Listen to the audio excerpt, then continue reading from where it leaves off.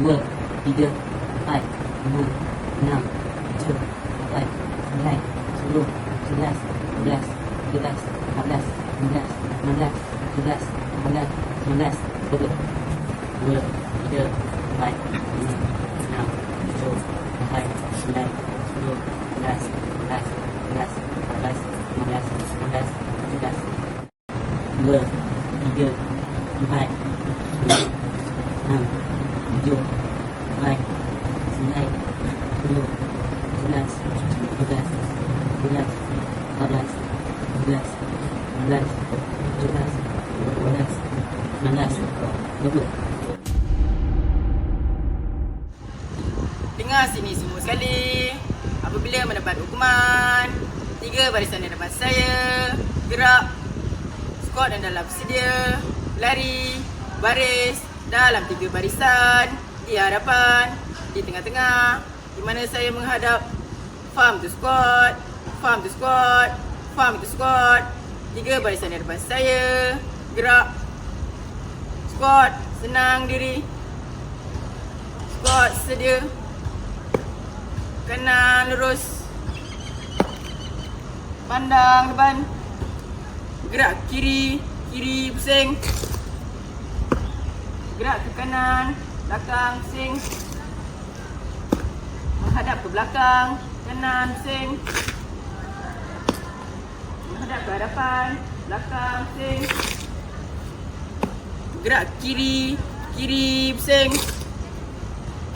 dari kanan, cepat jalan, hormat ke hadapan, hormat.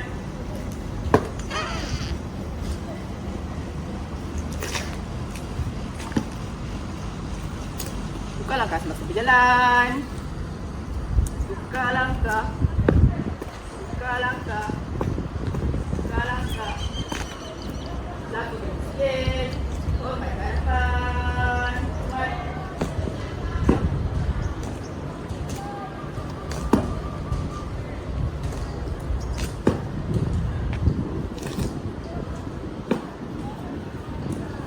Hormat ke kanan, hormat. Gerak ke kanan, belakang, pusing. Buka langkah pelan, pelan, jalan.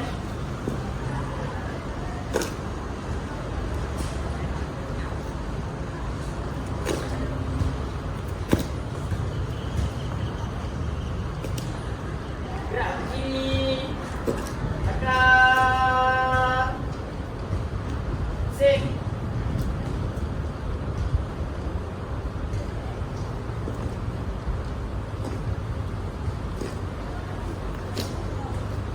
Buka langkah cepat, cepat,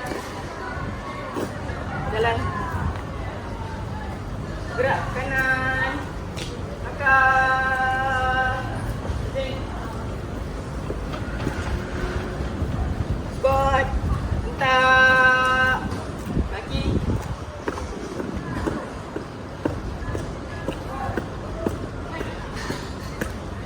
Squat, berhenti. Menghadap ke hadapan, kiri pusing. Squat, keluar, baris.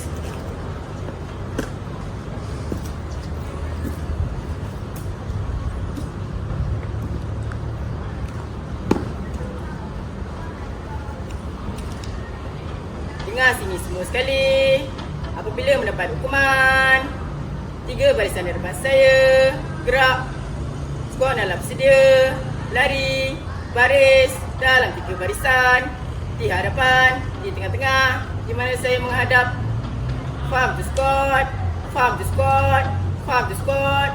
3 barisan di depan saya, gerak. Selamat pagi squat. Pada pagi ini, saya akan mengawalkan squat. Penanda sebelah kanan sekali ialah Kadet Ali, penanda sebelah kiri sekali ialah Kadet Abu. Itu adalah barisan hadapan, barisan tengah, tengah juga, barisan belakang, belakang juga. Hukuman saya yang salah jangan dibuat. Hukuman saya yang betul perlulah dibuat dengan betul dan cergas.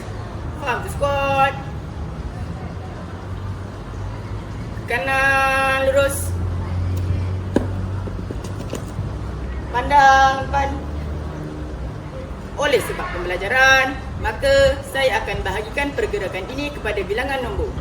Lihat di sini apa akan terjadi apabila mendapat hukuman. Ke kanan lurus dengan nombor. Kanan lurus. Squat 1, squat 2, squat 3, squat 4, pandang depan. Itu adalah pergerakan penuh dengan menggunakan nombor. Saya akan ulang pergerakan ini dengan lebih teliti. Kanan lurus, squat 1, hulurkan kaki kanan ke hadapan sejauh 6 inci. Squat 2, angkat kaki kiri, lutut bengkok, paha pada 45 darjah dan hentak di sebelah kaki kanan. Squat 3, palingkan muka ke kanan, tangan mengangkat ke paras bahu.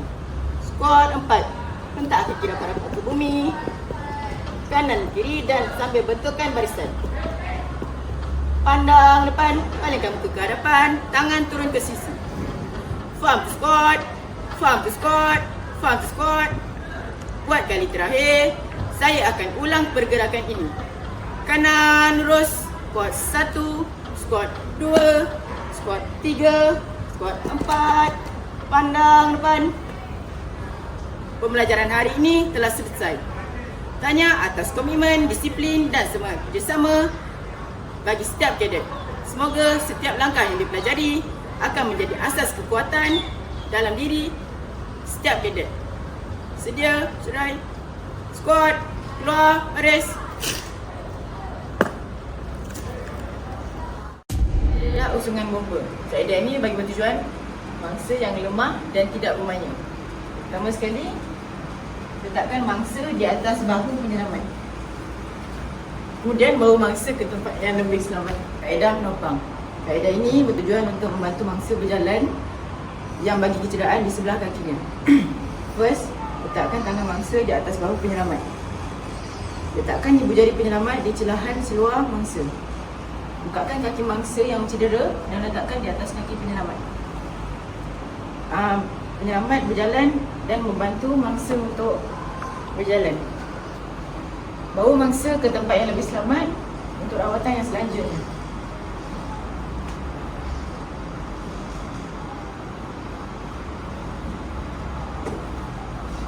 Kaedah mengendong. Kaedah ini bagi tujuan mangsa yang mempunyai kecederaan di bahagian bawah anggota kaki. Mula-mula letakkan tangan penyelamat di atas bahu mangsa. Tangan sebelahnya lagi diletakkan di bawah kaki mangsa. Pastikan mangsa letakkan tangannya di pinggang penyelamat. Kemudian bawa mangsa ke tempat yang lebih selamat. Kaedah menekung. Kaedah ini bagi tujuan mangsa yang mempunyai kecederaan yang suka untuk berjalan. Mula-mula penyelamat perlu berada rapat di hadapan mangsa dan letakkan kedua tangannya di atas bahu penyelamat. Kemudian penyelamat perlu menundukkan badan dan letakkan kaki mangsa di atas kaki penyelamat. Kemudian bawakan mangsa ke tempat yang lebih selamat. Kaedah usungan menggunakan kerusi. Kaedah ini bagi memindahkan mangsa ke tempat yang lebih selamat bagi kecederaan yang tidak boleh bergerak. Mula-mula letakkan kerusi dan dudukkan mangsa di atas kerusi. Dengan bantuan dua penyelamat, condongkan kerusi ke belakang dan pindahkan mangsa ke tempat yang lebih selamat untuk rawatan selanjutnya. Kaedah usungan empat tangan. Usungan ini bagi bertujuan mangsa yang mempunyai kecederaan di bahagian kaki dan tidak boleh berjalan. Usungan ini perlu bantuan dua penyelamat. Saiz usungan perlulah mengikut saiz mangsa. Usungan yang dibuat perlulah mantap, kuat dan ketat. Rendahkan badan penyelamat untuk mangsa duduk. Kemudian letakkan tangan mangsa di atas bahu dan bawanya ke tempat yang lebih selamat.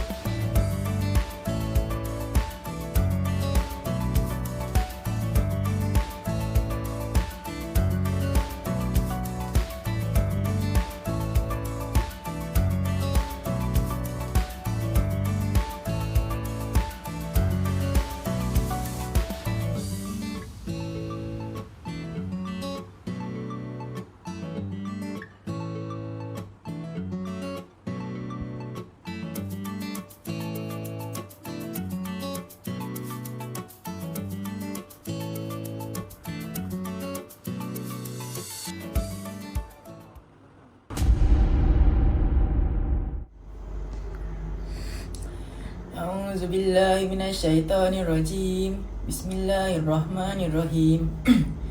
Ya ayyuhallazina amanu taqullaha haqqa tuqatih wa la tamutunna illa wa antum muslimun. Wa'tasimu bihablillahi jami'an wa la tafarraqu.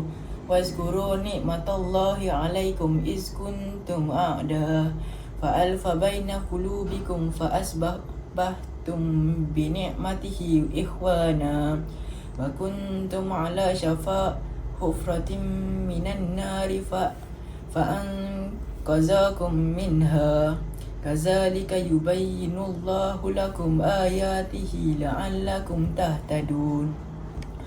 Wal takum minkum ummatun yad'una ilal khairi wa yu'muruna bil ma'ruf wa yanhauna 'anil munkar wa ulaika humul muflihun. Wa la takunu kallazina tafarraqu wa ikhtalafu min ba'di ma ja'ahumul bayyinat wa ulaika lahum 'azabun 'azim. Terjemahannya, ayat 102. Wahai orang-orang yang beriman, bertakwalah kamu kepada Allah dengan sebenar-benar takwa, dan jangan sesekali kamu mati melainkan dalam keadaan Islam. Ayat 103. Dan berpegang teguhlah kamu sekalian kepada tali Allah, dan janganlah kamu bercerai-berai, dan kenanglah nikmat Allah kepada kamu ketika kamu bermusuh-musuhan semasa jahiliah dahulu.